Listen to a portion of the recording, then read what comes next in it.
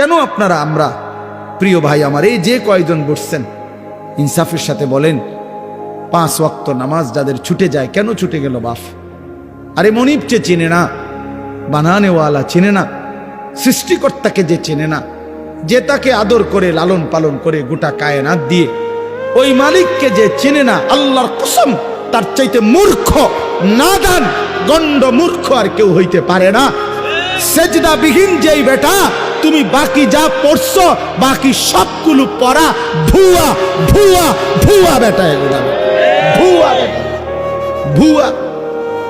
বাকি এগুলো সারাও বেটা দুনিয়া মিলে বেটা, দুনিয়ার সবগুলো পড়া কিচ্ছু না পড়লেও মূর্খ, বকলম, নাম দস্তখত করতে জানে না, টিপসই দেয় এমন বেড়াও দুনিয়া ভাত খায়, ঘুম যায়, পেশাব পায়খানা করে, বিয়া করে, বাচ্চা কাচ্চা হয়, টাকা পয়সা হয়, কোটি কোটি টাকার মালিক হয়, ক্ষমতাও দেখায়, নেতাগিরিও দেখায়, মাতবরিও দেখায়।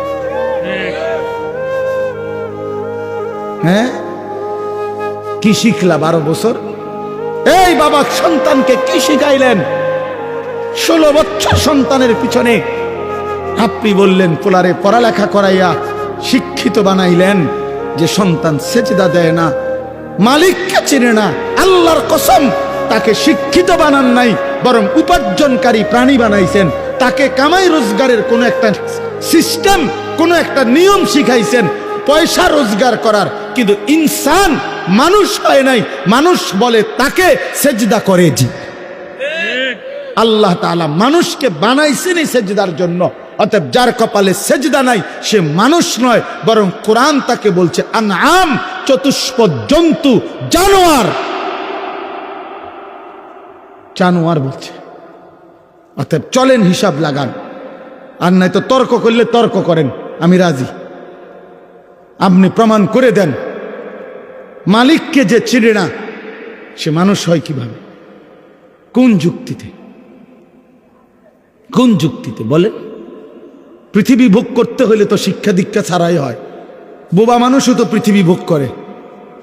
যে বোবা সেও তো ভাত খায়, ঘুম যায়, বোবাও তো পেশাব পায়খানা করে, বোবাও তো বিয়ে করে, বোবারও তো বাচ্চা হয়। অন্ধ মানুষও তো বিয়ে করে, অন্ধ মানুষও তো দুনিয়া ভোগ করে। বধির মানুষ যে কানে হনে না তো তো দুনিয়া ভোগ করে। প্যারালাইজড, পঙ্গু, অচল, প্রতিবন্ধী, পাগল, সেও তো খানা খায় বেটা, সেও তো দুনিয়া বাইচা রইছে। তো দুনিয়া ভোগ করা এটা আশ্চর্য কিছু মিয়া? দুনিয়া তো জন্তু জানোয়ার আমাদের চাইতে বেশি ভোগ করে। একটা হাতি 250 কেজি খাবার খায় একদিনে, একটা